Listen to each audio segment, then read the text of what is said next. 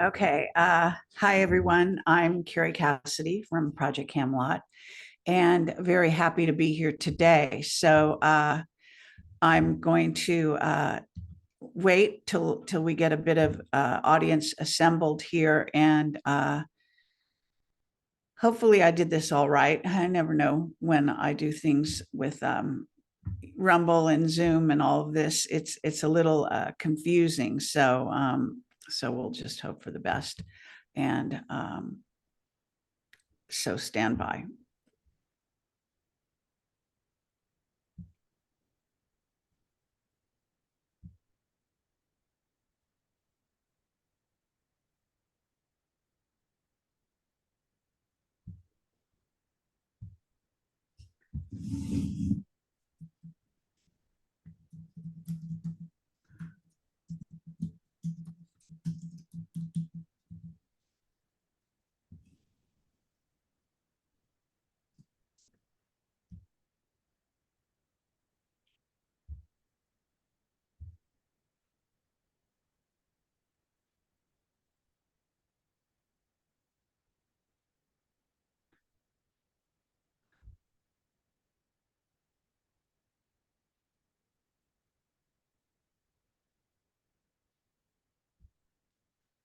Okay, so today I have a wonderful guest, fascinating man with lots of talents in all different areas, but he is a doctor, a flight, let's see, surgeon, chief flight surgeon for NASA, and an Air Force major. He is retired, and he has decided to come forward with some amazing information that he came across during his time involved in the space program and perhaps other aspects as well. So welcome, Dr. Gregory Rogers. Very glad to be here. So what I'd like you to do is actually introduce yourself, because I probably can't quite do justice to the whole thing. I don't want to sit here and read. So why don't you explain to our listeners and viewers that, your background and why you decided to come forward. I think that they will be very curious about that. And I know that you've done a number of interviews out there. You're actually doing mainstream as well, which is wonderful. So the floor is yours. Okay. Back in 1992, I was the chief of aerospace medicine for the 45th Space Wing. The 45th Space Wing owned Cape Canaveral Air Force Station, Patrick Air Force Base, the Eastern Space and Missile Center, and the Eastern Missile Range. I was, as the senior flight surgeon for their astronaut rescue and recovery team, we supported missions for the space shuttle launches. I supported 31 space shuttle missions during the course of my time at Cape Canaveral Kennedy Space Center. So that was the kind of thing I was doing back then. And it was while performing my routine duties that I came across an extraordinary case that stuck with me for 33 years. And finally, when I retired, I decided that I would tell my story. Okay. And I mean, let me just say that you've written, I think, an important book that it was several years ago called Impact. And you have a photograph, and if I can find it, I'll put it on the screen a little later, of Buzz Aldrin with you. And he obviously approved of your book. He was at the book signing, I believe. And maybe we can talk a little bit about that. Okay, I originally wrote the book because at the time I was supporting space shuttle operations, I was very concerned that we were sending astronauts into space and the orbiters were becoming damaged every single mission. And yet the astronauts had no repair kits. So according to the extent of damage that they would have, I was certain there was going to be a time where there would be enough damage that if they did not have a repair kit, they wouldn't be able to get back home. So because I was protesting all the time during those days, uh, I decided to write Impact. You can see that Buzz Aldrin read Impact, tracked me down in Oklahoma, and we had a joint book signing just outside Kennedy Space Center. So, when you write a space shuttle novel, if somebody like Buzz Aldrin says you wrote a really good story, then I can be pretty confident that um, Buzz Aldrin knows what he's talking about for space stories. So I'm very proud that he honored me with the joint book signing. However, uh, 8 years after this book was published, we launched Columbia, and uh, there was damage to the leading edge of the left wing, and NASA did not fully assess it. They still did not have a repair kit, even if they'd noticed damage. And so they just told the crew, everything looks fine. Everything will go just like normal, except it didn't go like normal. So when the hole in the reinforced carbon-carbon at the leading edge of the left wing allowed the 2300-degree temperatures to burn through the left wing, we ended up losing the orbiter and crew in 2003 for the very reason that I had written in my book when it was published in 95. Right. And you also are aware of the Challenger situation. So Columbia and Challenger, right? Yes, I was actually um, supporting the overseas transoceanic abort landing um, operations at the time of Challenger, and so I wasn't at Kennedy Space Center at the time, but it was a very, very sad event, and certainly left a horrible legacy within the space program. Right. And I have another whistleblower that I told you about who's passed on. His name was Ed Lofgren, and I can put his sort of interview picture up there in a little bit. But what I want to do is transition over to your the incident, or however you term it, where you actually saw on closed circuit TV, I believe is what it was. Correct me if I'm wrong. And you saw it on a computer screen on location in um, in Florida, right? Is that correct? Yes, I was going out for a day of inspections at Cape Canaveral Air Force Station. Even though the Air Force owns Cape Canaveral, owned Cape Canaveral Air Force Station, now it's a Space Force station. Mm. Uh, the Air Force did not have enough personnel to do everything.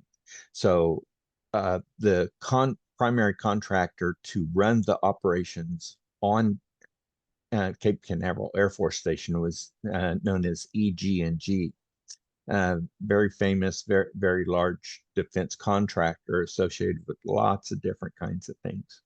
Well, I was going to inspect 3 locations that day, so they sent an escort out. And so he took me to each of the 3 locations. When we got to the 3rd location, we went into this clean room, so I had to put a cap on, uh, put on gloves, lab coat, and wear these non-electrostatic booties so that we wouldn't leave hair, wouldn't leave dust or anything like that in the clean room. Well, when we got through, we exited that area, and so we had to take off these garments. The EG&G uh, gentleman that was escorting me had done it, 1,000 times. So boom, boom, boom, boom, boom. He had done it. He said, "See you later, Doc," and he was gone. So I was spending more time taking the little cap off, my gloves, hanging up the lab coat and then taking off my booties. So I left probably a minute or two behind him. Well, that was enough to allow this event to occur. As I went through the double doors, exiting into the hallway, going out toward my car, there was a gentleman standing there. He was a major in Blue Air Force uh, uh, uniform. I could tell from his badges that he was a missileer, missile launch person, which of course we had to have at Cape Canaveral because we launched the space shuttle, Titan missiles, Atlas missiles. We launched Delta missiles, and then we assisted the Navy in launching their Trident missiles with their ballistic missile submarines. So I saw him standing there, and it didn't occur as anything significant to me, even though I saw lots and lots of people from the Cape, Patrick Air Force Base, and so forth uh, for sick call and physicals. They remembered me a lot better than I remembered them. So he recognized me and he said, "Hey Doc, I've got something to show you. I've got something even you have never seen." And so he pointed his finger at me like that. So I said, "Well, okay, show it to me." Now then, I believe the reason that he said that was that most of the people on Cape Canaveral Air Force Station were in very compartmentalized security areas. So if you worked in, building A, uh, you had a security clearance to go to building A, but you couldn't go to B, C, D, or E. Well, because I had to do stuff all over the Cape, I could go to probably about 80% of the buildings on Cape Canaveral. But there were some sites that even I did not have sufficient clearance to go to unless there was something special in which I had a need to know. But because I went to all of these other places, I think that's why he said something even you have never seen. So he took me inside this little office. He shut the door, locked it, and then closed the louvered blinds and sat down at this computer station. So he turned the computer on, turned the computer screen on, and within a couple of minutes or so, uh, he had the screen come up on his computer console and he said, "Here it is." So he scooted over one chair, and then I sat down in his chair where he had been sitting. As I look at the screen, just as I'm doing now, looking at you, what I saw was a closed circuit television feed, and it was from the inside of a military hangar. It looked just like a typical hangar. There wasn't anything unique about the hangar itself. Now, I want to say that there was no evidence of classification, no location identified, no time or in any sort of clue as to where the location was, when it had been filmed, or anything else. So I was looking at a completely clean screen. Well, when I looked at it, what stood out to me was what was inside the hangar. Uh, what I was looking at was a saucer craft, approximately 20 foot wide, probably 8 to 10 feet tall. And there were a couple of guys over to the left hand side of the screen that had on lab coats, and they impressed me as engineer types. And there were three guys on the other side that were in type suits. And so they were there for just a minute or two, and then a sound went off, like a buzzer or something to say, "Okay, we're getting ready to do something." So I'm looking at this flying saucer, and it's just amazing. It was pearly white. It was like a modified egg. An egg is not quite totally oval. If you could sort of smush it to where it was even all the way around, that's what this thing looked like. Now then, there were no rivets, no seams, no flight control surfaces, nothing of that sort on it. there was a dome at the vertex of it, and then from the dome there extended a mast, and the mast was attached to three umbilical hoses that went up out of the screen. And so I'm sitting there looking at this, and I said, "Who on earth made something like this?" And the guy said, "Well, I can't tell you." And I said, "Well, why on earth would we design something like this?" And he did exactly this. He said, "We got it from them." So I'm sitting there, well, boy, I don't have to figure out what that means. But I'm sitting there watching it, and then all of a sudden it sort of comes to life, so to speak. These electromagnetic discharges begin to occur on the surface of the vehicle, and it slowly levitates, just light as a feather, very, very smooth. If I hadn't been closely watching, I wouldn't have been able to detect the motion. It was so smooth. So it was hovering at about 3 feet above the surface, and then all of a sudden it rotated 360 degrees clockwise and then 360 degrees counterclockwise. At this point, I was able to see the entire vehicle. Now then, along the beam from the 1230 to 230 position, there was a horizontal black rectangle. There was another one at the 330 to 530 region, another one from the 630 to 830 region, and another one from 930 to 1130 region. At the 3 o'clock, 6 o'clock, and 9 o'clock positions, there were vertical rectangles, and they were also black. Because the entire vehicle was just pearly white, if you didn't have markings on it like that and it started to move, you wouldn't be able to follow the motion. So I felt like those were test markings because they were doing experimental work with this vehicle. Now then, as it rotated, I saw that at the 12 o'clock position, there was something that even startled me more than what I'd already seen. Uh, it said U.S. Air Force on it, and then it had a U.S. flying insignia just located above that. So I'm looking at this thing, and I'm just extremely surprised to see it. It moved left and right, front and back, just testing the controls, and then the front of it actually levitated to where it was at a 45-degree nose up angle with the U.S. Air Force logo at the top of that. Now that blew me away because I've flown helicopters and T-38s, F-16s, and so I know aerodynamics. We have nothing that does that. Fixed wing aircraft have yeah, that was when I was flying F-16s there. Yeah, You I have just a thought we'd put a picture in there.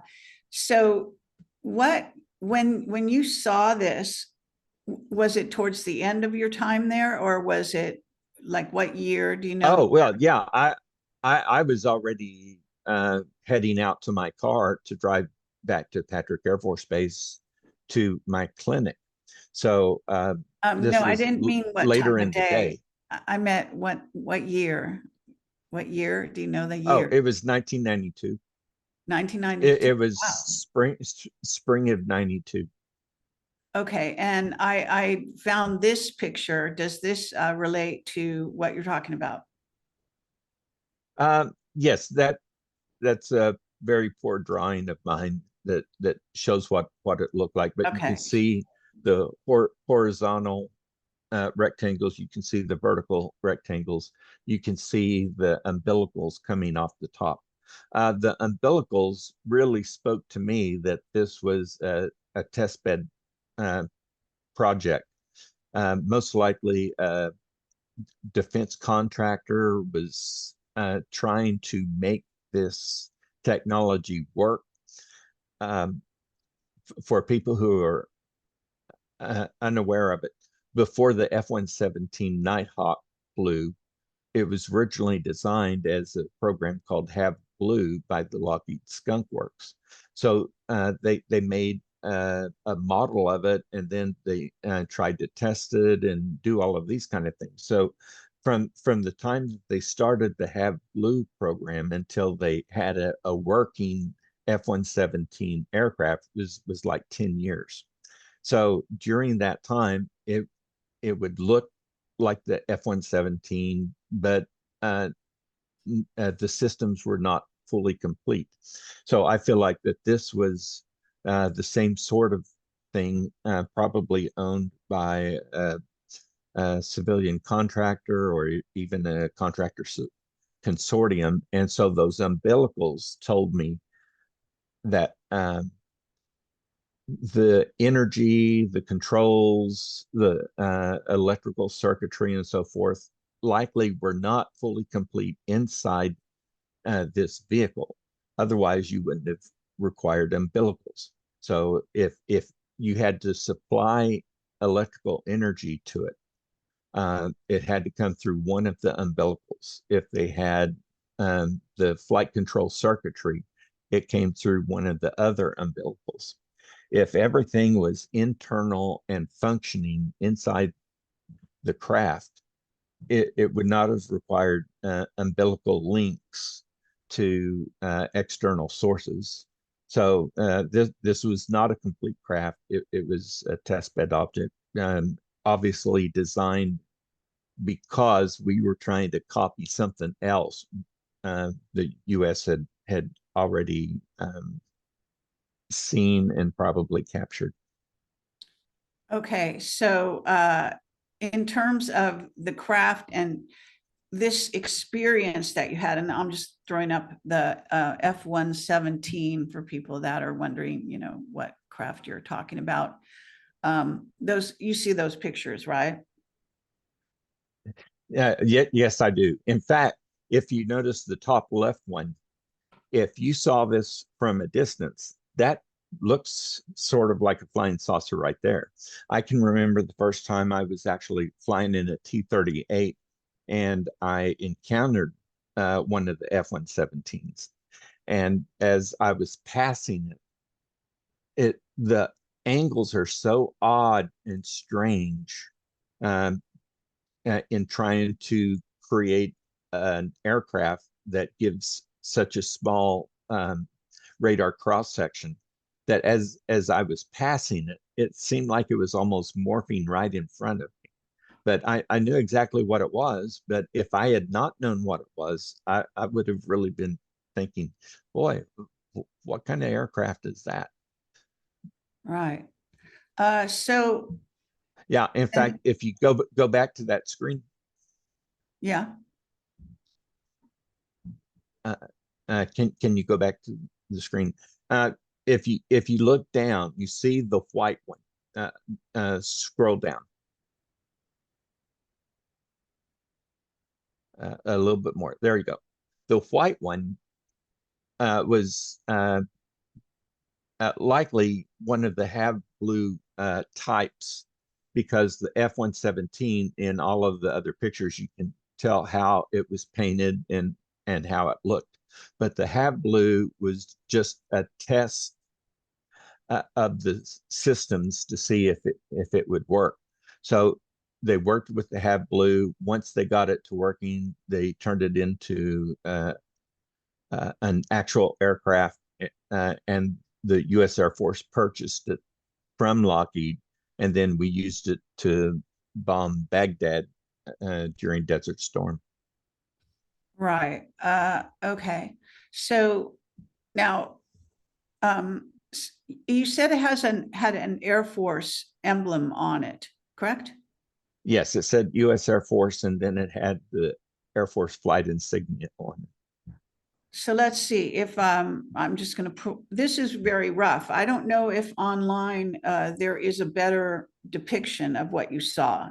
Is there or Um, there are definitely better depictions, okay? And but what would I call it, or do you know what it would be called? The craft. well, it's it's a an ovoid flying craft.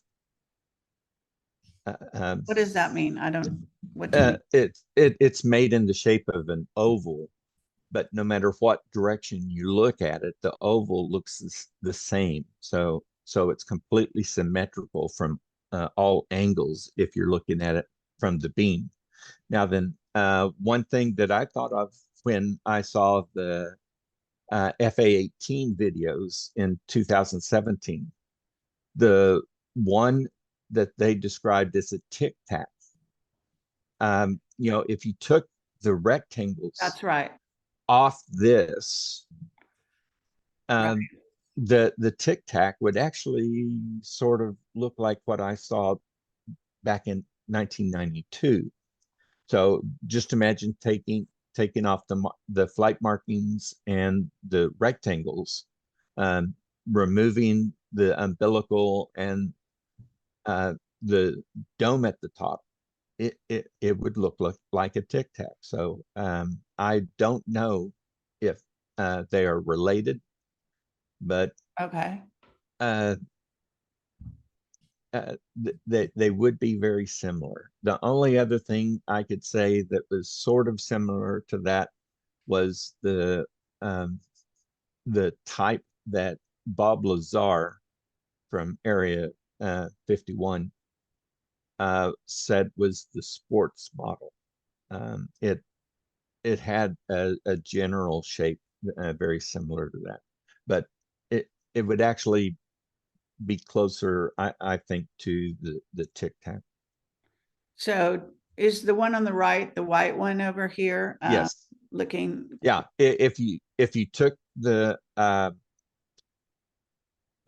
umbilicals off, if you took the dome off, you took the rectangles off, it would have looked very similar to that. Okay. And are you familiar with Fravor, the pilot Fravor? Commander Fravor, yes. Yes. I don't know him, but I have a very high respect for him.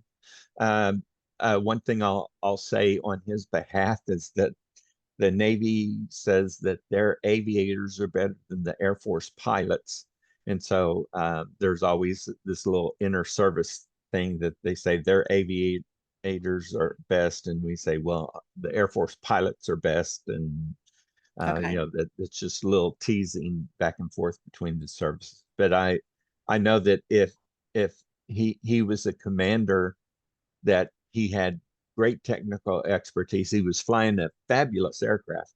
The F-18 Super Hornet was top of the line.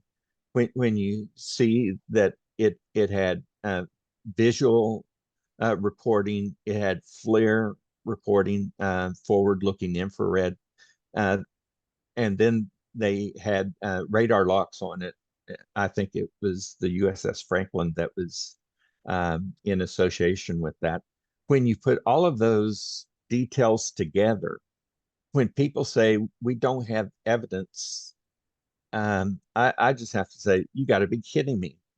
That's great evidence. If you had that kind of video um, on a street corner and you saw someone shoot another person and it was the quality of that video, you could use that video in court to put them in prison for the rest of their lives. So if uh, the video was that clear and obvious, I think it's ridiculous, especially when like the Wall Street Journal put out that article that there's nothing to see here. Well, yeah, if you close your eyes, you don't see anything. That's very funny. Okay, so now in terms, I think you said you tried to get in touch with, or I'm not sure if you're in touch with David Grush. I have not been in touch with David Grush, but he was a lot of the motivation for me for coming forward. When he testified before Congress, I think he was treated very poorly afterwards, by the way. Uh, he testified that he knew about all of these different programs, and he said, I know that there are people who have seen um, reverse engineered spacecraft within the U.S. systems. but none of those people have come forward. So, I can't bring that information out. Well, as I was watching that last year, I thought, well, I'm about to retire. Uh, I can't speak to the rest of what he has said because I wasn't involved with the NRO and those other operations. But when he said there are people who have seen alien reproduction vehicles, and then some of the officials from the Pentagon said, nope, there have never been anything of that type. I thought, well, that's BS because I've seen one. So after I retired at the end of April, in the first week of May, I said, okay, look, I'll tell my story. So the rest is history. It's really gone kind of crazy. People use the term viral, and that's sort of what this has been. The Newsweek, the New York Post picked it up. It just went all over the world. I've had interviews with stations down in Sydney, Australia. There have been some in Germany. I've spoken to scientists from um, India. In fact, just last night, I uh, was invited to come down and do some things with some people in Mexico City who are uh, working with UAPs. So Okay, it's really just expanding uh, excellent. Now, what by about, by the day. okay, what about Jake Barber? You know who he is? Yes, I know who he is. I'm not familiar with him, but again, his testimony was compelling. So, Okay, and he had a without speaking white, to him, he had a white vehicle in his story, but it was more like egg shaped and standing like upright egg shape, right? yes, it was not similar to what I saw. Okay. I thought people might wonder. Uh, Now, in terms of the overall, like someone in the chat wanted to say, what propelled you, and you've now just explained that in, real terms, what propelled you to come forward. But in terms of the sort of the writing of your book, which happened, when was your book published? That was several years. I wrote Impact in '93 and it was published in '95. Okay. And I was really attempting to get NASA to, convinced that they need to send up repair kits on the crews. Had they been able to repair the reinforced carbon on the leading edge of the left wing, the crew of Columbia could have returned safely and we wouldn't have lost the orbiter or crew. So that Yeah. disturbed me greatly. So, and like I say, I have another whistleblower that came forward. He actually he's passed on in a strange circumstance, which his wife conveyed that he received a phone call and dropped down dead. So we don't, of course, know if that was just his health situation or whether there was a pulse through the phone. It's more likely that there was a pulse through the phone. He was reporting on the Challenger, and he was on a ship at the time when he saw it hit the water. So, and for people that want to go, it's on my website. I'll bring up the image when I can find it in a minute. But what I'm wondering is, so in a certain sense, you're already aware of a certain degree of negligence going on, right, in NASA. Oh, my goodness, yes. When I got there, just as another example, uh, do you remember the orange launch entry suit the astronauts would wear when they were going onto or getting off of uh, the space shuttle orbiter? In the lower right leg, they had two chem lights. And the reason for these chem lights was that if they bailed out into the Atlantic Ocean, they were supposed to take these chem lights out and wave them at my crew and I so that we could fly in with our helicopters and rescue them and bring them back. Now, as soon as I heard that they were red, I said, "You got to be kidding me! What on earth caused somebody to do that?" And the explanation I was given was, we don't want to ruin their night vision, and so uh, the color red would not do that. And I said, "Well, that's ridiculous. If we cannot see the Kim lights with our night vision goggles, how are we supposed to save them and rescue them? You Right. give them green Kim lights, and on a clear night, we could see it for 5 or 10 miles. Hmm. So the green Kim lights are not so bright; they're going to lose their night vision. But the most important thing is that we see where the astronaut is, so that we can come in and rescue them. Now, when we get there, our helicopter is going to have all kinds of searchlights and stuff. So there's going to be a lot of light, but using a red Kim light uh, was just Not very smart. a Actually, thinking of it crazy idea. as It, backwards. it yes, it took me a year and a half to convince them to change the color of those Kim lights.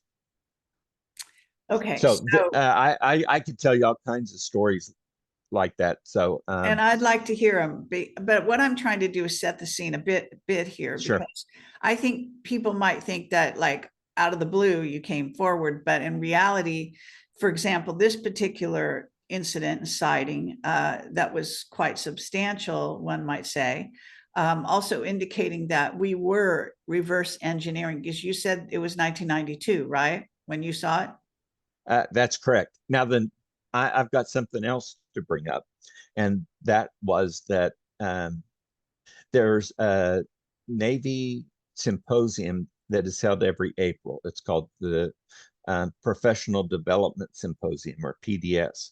And so for 5 or 6 years, I had spoken as an expert uh, uh, during this symposium each and every year. Well, in November of 2023, I contacted the commander of the PDS, and I said, now that the Navy has admitted that they've got evidence of UAPs on forward-looking infrared, visible, and radar, and it's been disclosed to the public and testified before Congress. In my lecture coming up next April, can I speak about UAPs um, in the lecture that I'm going to give? So we went back and forth on emails, and finally he said, if it's done in a professional manner, then you can do that, but we're going to need to review it. So I prepared my lecture, sent a copy of it to the PDS people, and they approved it for me to present. Then I took it to the public affairs office at the McAllister Army Ammunition Plant, which is where I was working at the time. And I let them review it officially, and they gave me written clearance to give this presentation. And then I also sent it to Fort Sill, which is the largest Army facility in Oklahoma, and had their public affairs officer review it, and he cleared me in writing to give this. So on April 24th, 2024, I actually gave an officially sanctioned lecture about UAPs to the United States Navy and the Department of Defense, to personnel all over the world, medical people, industrial hygienists, all kinds of people like that. There were several hundred people who saw that. And then 2 weeks later, I got a letter from the commander of the PDS who said, thank you for giving such an interesting lecture. So I officially was approved to present UAP evidence to the Department of Defense in April of 2024. So they did not know what I planned to do when I retired, but I got them to allow me to talk about UAPs officially with clearance. So that set up what I was going to do later. Okay. Now that kind of leads into my other question I was going to ask you, because Grush has had a lot of um, trouble since he came forward in the UAP hearings and was so forthcoming to a degree. And what happens though is he has been harassed in many ways. He even says I think his life might have been threatened. But I'm wondering if you thought, or if you part of your thinking was the whistleblower, I don't know what you call it, statute or whatever they had been releasing recently, like that allowed Grush to come forward and others, they were relying on this whistleblower, like I said, law or whatever that had hit the books right around the time when the first UAP hearing took place. You're aware of that, right? Yes. And in fact, uh, part of the motivation for me coming forward was what was said in those hearings, especially by the US government officials.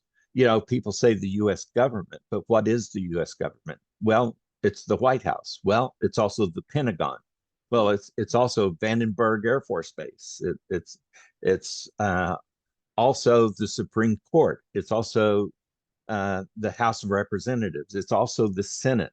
So when the members of the Senate and House of Representatives say, we want members of the Department of Defense, either active or retired, to come forward and tell the story to an official US government agency called Congress, then I accept that as an authorization to speak out. Okay. So I'm just curious. Now here you are, right? Do you feel you're protected at this point? Or have you had any discussions with other, even whistleblowers that I've just mentioned, a few that I haven't mentioned, because there's many out there. I don't know who you've been introduced to and who you haven't, but are you feeling that you have, like they have your back, so to speak, or are you feeling kind of like you're out in the wind? Um, for the major players who have interviewed me, they've all been very supportive and said, you know, we will try to help you in every way you can. But you know, anytime you stand up and start saying that something is different from normal, there's going to be people on the internet who start throwing rocks at you. So you can't do much about that. But I went out to what's known as the Contact in the Desert Convention. Mhm. And while I was there, I spoke to a number of UFO, UAP people.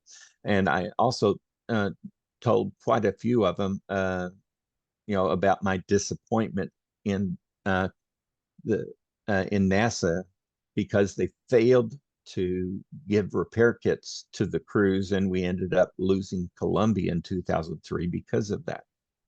So I spoke about that quite a bit. 10 days after I got back from Contact in the Desert, the publisher of Impact sent me a very simple email that we are no longer interested in your book. We will not publish it. We will not distribute it. All of your rights are returned to you. We really don't have anything that we want to do with it anymore.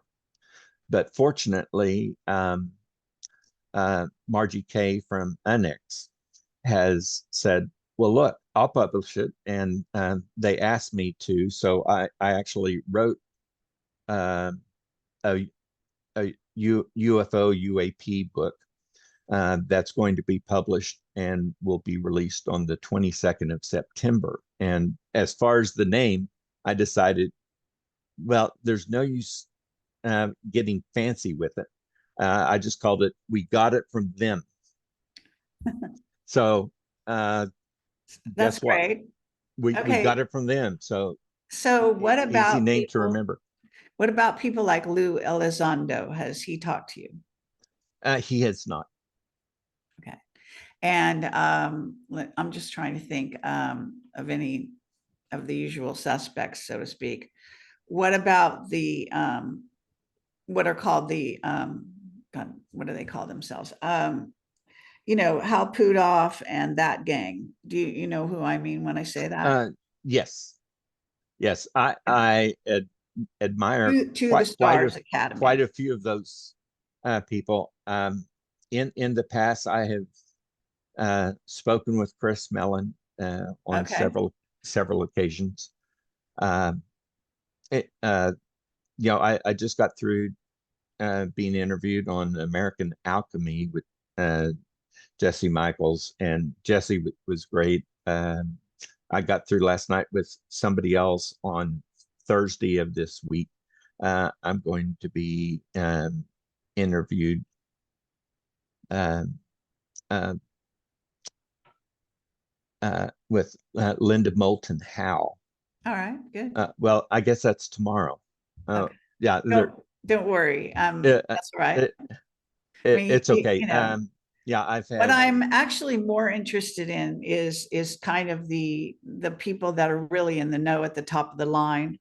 I mean, journalists are great, obviously, and we know a lot, but we are not the people that have sort of the hands of control in any way. So, and most of us, many of us, are sort of more in the alternative. Did you talk to the redacted group yet? I can't remember if you have. No.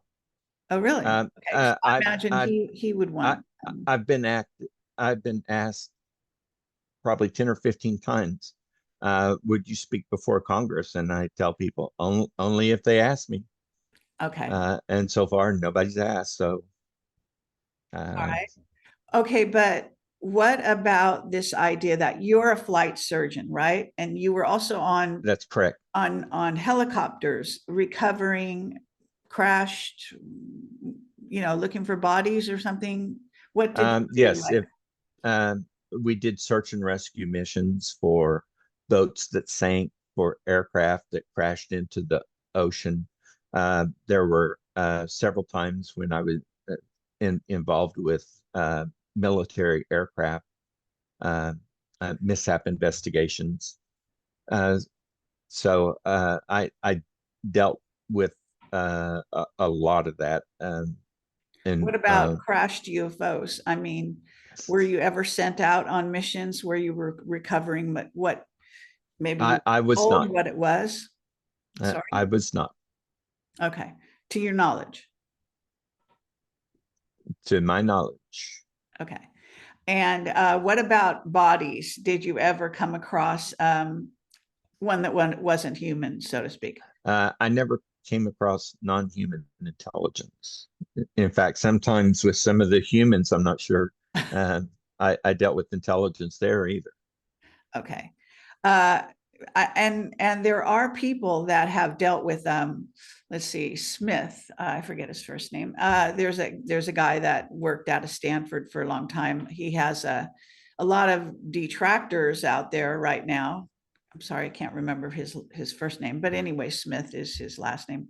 And he actually testified, online at least, to the fact that he was sort of some kind of a doctor or whatever you call those people that did what do you call them, when you dissect a body, so Autopsy. of aliens, that's he's testified to that, and he worked at Stanford. So they're trying to bury a lot of these testimonies right now, because some have come over the years, have come forward in this way. And they're, crash retrievals. I mean, if you were on a helicopter, you could be called out. I actually had a person that I was interviewing on a totally different subject that ended up going on those kind of crash retrievals. He was in Florida too. I think he was operational out there.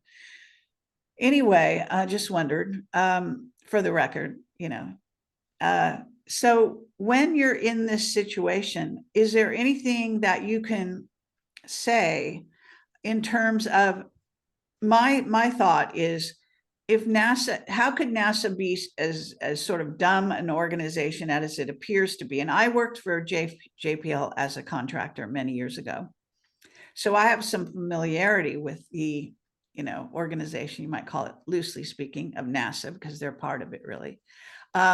So why, see, I actually wonder if there was a built-in program to sabotage.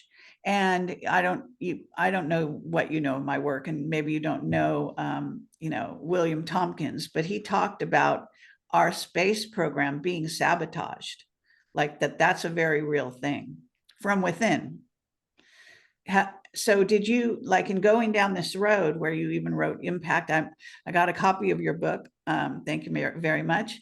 And I don't know, when you went down that road, did you wonder, was there like a concerted effort to have, I don't know what you want to call it, but built-in sabotage happening periodically in NASA, because there have been other people coming forward saying these things did not have to happen? Well, first of all, are you familiar with the Peter Principle? Yeah, I've heard it. Back in the 60s, there was a book called The Peter Principle, and the idea was that in a bureaucracy, you keep getting promoted until you reach a level of being unable to do your job properly. You know, if somebody's at level 1 and they do a great job, they get promoted to level 2. They do a good job at level 2, they go to level 3. They go to level 3, they do a good job, they go to level 4. They do a really good job at level 4 and they go to level 5. When they get to level 5, they're not any good at that job. So that's where they stop. And so you will rise to your level of incompetency inside of bureaucracy.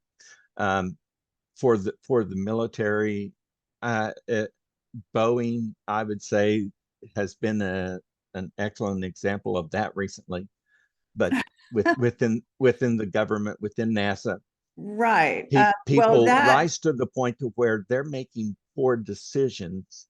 I have a perfect example. We had this one guy who was a great mechanic on our aircraft, and anytime anybody had problems with their aircraft, they could go grab this guy and he could fix anything. And because he did this so well, they promoted him to where he was a non-commissioned officer in charge of all of these people. Well, he was not really a people person kind of thing, and he did a very poor job of trying to manage all of these other people. That wasn't what he was good at. He was good at fixing helicopters. But then, because he got promoted to this position that he couldn't do very well, when it came time for the end of his term, they didn't renew him within the military, and he went off. If they'd left him as a mechanic, he would have been the best mechanic we had. But instead, he got promoted to a job that he was not qualified for, and everybody suffered because of it. right. And I have heard of military men and others who actually refuse to be promoted. There's one particular case that comes to my mind. But anyway, just that reason, because they knew what they were good at and they didn't want to get, in essence, promoted out of the organization by going up the ladder and getting booted out. Now, one wonders about the people that become generals. Are they really good at anything at that point? There's been a few of them that I can assure you, I don't, not only do I not know how they got to be a general, I'm not sure how they went from first lieutenant to captain.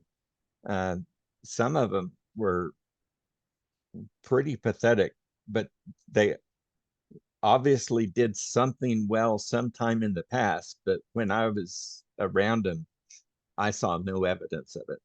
right. And then there's always the kiss ass Oh, yeah. opportunities or whatever, and behaviors. So that's when you get to the top. What someone is probably really good at is that kind of thing. And Yeah. I faced that kind of ladder, the stopping of the glass ceiling in Hollywood, in part because I wasn't a kiss ass, and so I didn't get mentored by these guys who then would take you under their wing and do everything for you, because I wouldn't kiss their ass either, you know. Sure. So I know it's a syndrome, but there is also real sabotage. I mean, you know, and I appreciate that you may not know anything about, or if you did, you wouldn't talk about it, obviously. But I'm just throwing that out. There is a known thing that William Tompkins, one of my top whistleblowers, and if you haven't seen my interview with him, it's like over 3 hours long, and he's disclosing a huge amount of stuff. And he wrote a few books. He's also been backed by let's see, Robert, God, blanking on his name, but anyway, a very top person from TRW, so who actually helped edit his book and passed on recently, Robert Wood, and was very highly thought of. And so, in other words, it wasn't just Tompkins by himself. He had backers, and you know his material was excellent. Well, I know of times when we were considering two options of how we were going to proceed, and one of them was more politically correct than the other one.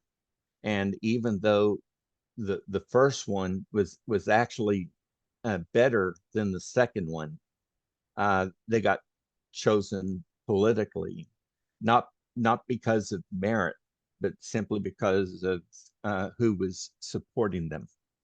Right, and it looked good or something. So surface, you know, value rather than actual function, you know, form versus function. That's always an issue. So, all right. I just want to make sure we bring in all your stories, because I know you had more when I was talking to you before. And so, Uh, did you have a list at all here? oh well, I have all kinds of stories. Do you want me to tell the one about Buzz Aldrin? Sure. Okay. When I was having a book signing with Buzz Aldrin, this little snot-nosed teenage kid came up and got right in his face and said, "You never went to the moon." And he said, "Get out of my face or I'll punch you. I've done it before." But some people grabbed him and pulled him off. And he said, people don't realize it, but we nearly died on them. And I said, I don't know what you mean. And he said, well, when uh, Neil Armstrong and I came back into the lunar module, as we were taking off our outfits, one of us hit a lever and broke it. And the lever was the one to the ascent engine igniter switch. You hit that button to initiate the rocket motor that was going to blast them off the moon, and they just broke it. Well, they called down to Houston, said, what's the workaround on this? And they said, well, we don't really have a workaround. We never even imagined that somebody might break off that lever. We don't know what we're going to do. So they spent some hours trying to figure this out. Well, finally, Buzz Aldrin said, I cracked open the opening to that. I think I can get my pin in and uh, close that circuit with my pin. And if I do that, it should ignite the engine so that we can ascend uh, back and return to Earth. And so they couldn't come up with a better idea. So there he was when they're counting 10, 9, 8, 7. Buzz Aldrin is standing there inside the lunar module with his pin. And when they get to 0, he pushes it in, manages to close the circuit, the engine ignites, and they fly back, and everybody's happy. But NASA at the time wasn't going to tell anybody. We nearly lost the Apollo 11 crew on the moon because of a broken switch. Right. Very interesting. Okay, so have you heard about the astronauts and where they might have either implanted memories or lost memory? I can't say that I know that. Okay. You're a doctor, right? So, I Yes, mean, yes, I am. and a surgeon is like your hands-on, like surgeon type person, right? Yes, and I dealt with even things like making decisions on can can this guy still fly? I had a full bird colonel who was having a medical problem and he was trying to hide it. And so inadvertently, I got sent a medical report from a hospital downtown because he had not come to our hospital. He didn't want us to know about his medical condition. Uh, So when I got the report from the hospital, I called him to my office and I said, Sir, uh, I, I want you to know that I'm reporting you. Your medical condition is disqualifying, so you cannot fly. And I'm going to report that you attempted to lie to the United States Air Force, and I'm going to report you for this. And he, in lieu of court martial, he took an early retirement. uh, So yeah, so I yeah, was you, involved with lots of stuff. I bet, I bet. Okay. Now I know I didn't want to keep you too long and we've been going for a while, but I still, if you have some other little stories that you want to say, that would be helpful. Well, I Can do you I want ask funny you? stories or just No, stories? actually, can I ask you one thing? Because I know you Sure. told me one of your funny stories, and you can tell great stories. But Okay. I am curious, is like when you saw the craft, right? And you already had, because the guy said, "Oh, well, this is going to be more than you've ever seen," type of thing, Yeah, I'm going and to show you you something watched you've never it. seen before. I'm going to assume that you had already known that there might be reverse engineering going on, or that you might have known that you knew about the UFO stories that were out in the public and so on and so forth. Did you ever have a sighting before that, or have a understanding that helped you in those moments when you were looking at the craft? I did not personally have a sighting, but I can assure you that dealing with both astronauts and pilots, uh, when they're in an official setting, they will say, "No, I have never seen a UFO UAP." You go out to a bar, you're having something to eat. They've had two or three brewskis. All of a sudden, they say, "Hey, let me tell you what happened on my first mission," and then they tell the story. But then Right, the next day, they go back to official, and they'll say, "No, I never had anything like that. But last night, they told me what really happened." right. And so I know a lot of those stories that will never be told officially. Okay. So in a sense, just to finish my question, when you were looking at that craft, you were not like so shocked, that you couldn't handle it or something like that. You already were kind of prepped, would you say? Oh, yeah. As soon as I saw it, the um, I was immediately assessing what I was seeing and trying to figure out, okay, how is this thing working? So there's things that I have not told anybody uh, that are clues that I witnessed on the potential of how um, it was operating. And I don't want to repeat that because I believe that that was a research vehicle. Um, Assuming that they continue to do research on that vehicle, the next generation of the vehicle had more capabilities than the one that I saw. The next one after that had more capabilities. But if those capabilities were based on technology that I witnessed and I speak about that technology, then I could be inadvertently releasing information that later on became much more important. And, um, I'm a loyal American. I have zero interest in giving away secrets that would in any way put the safety or security of our nation at risk.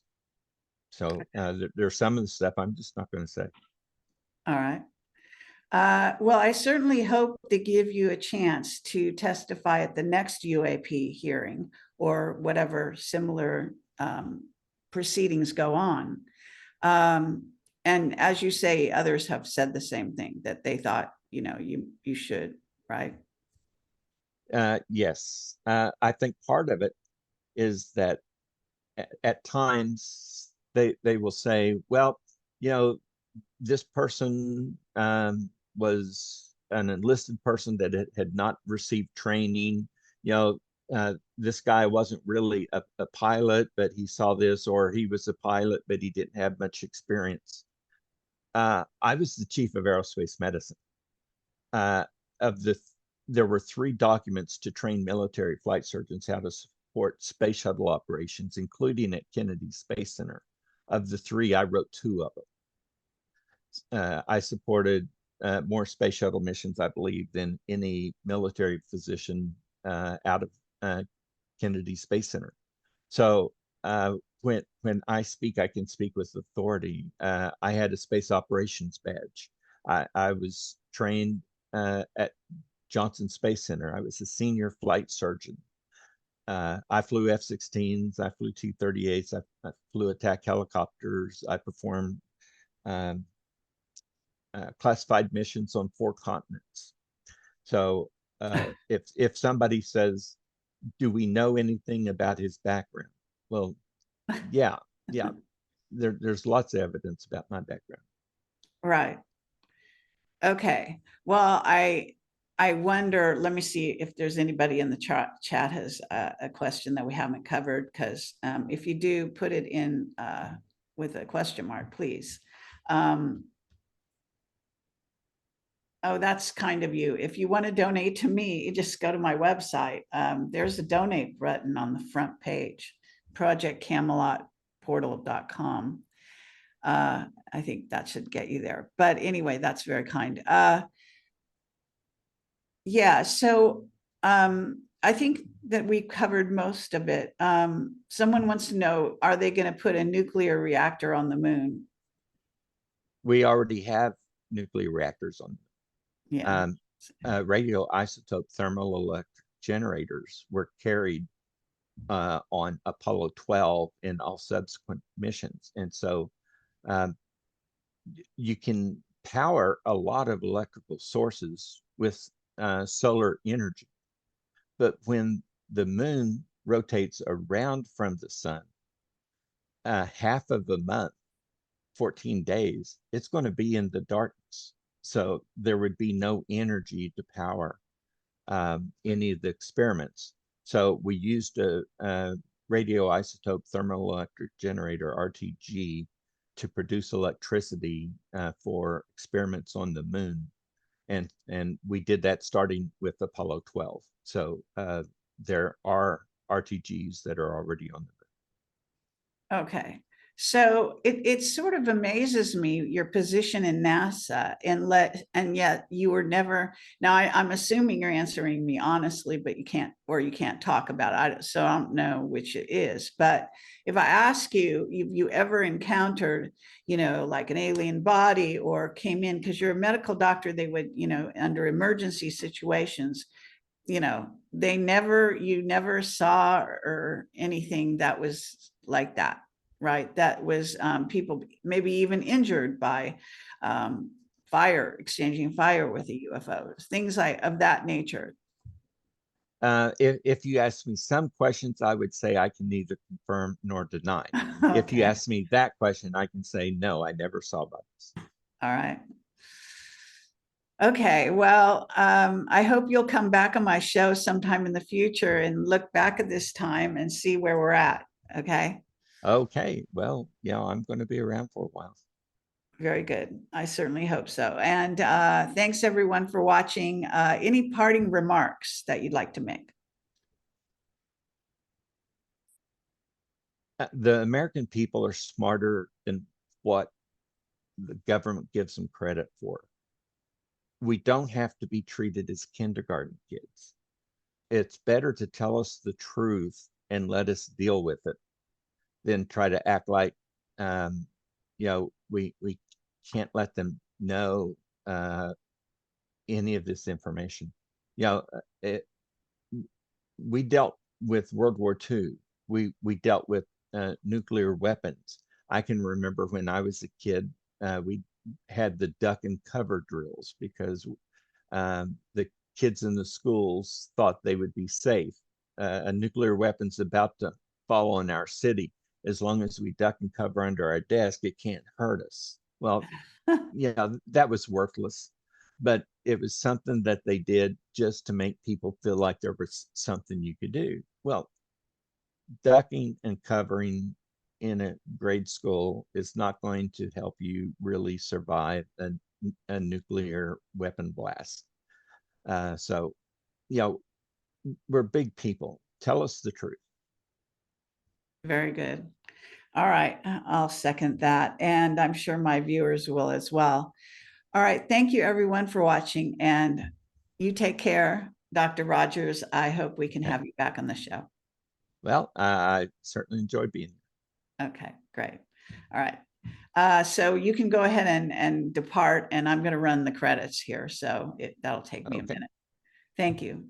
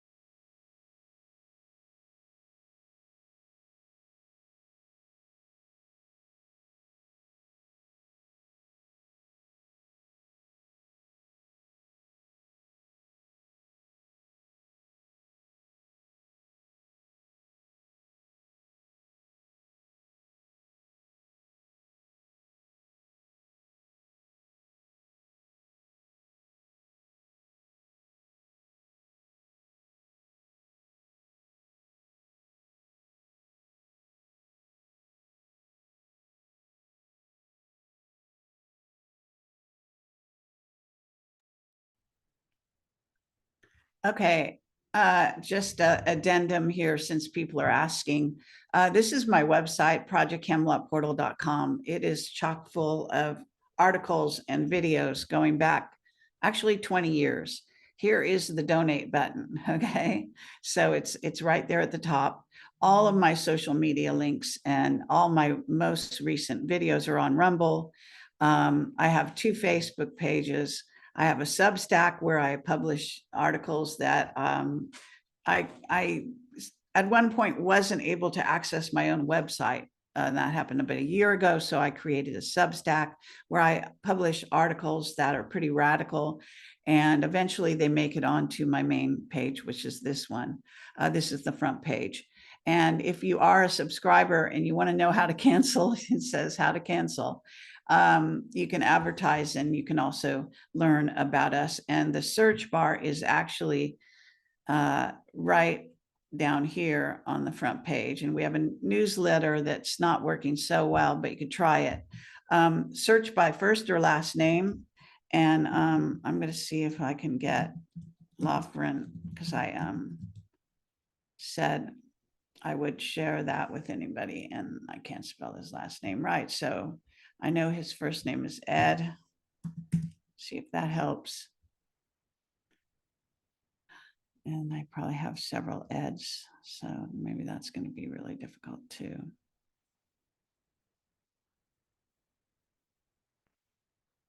I have thousands of interviews, just in case you're wondering. Let's see, maybe it's Challenger will be a better way to go. Let's try that.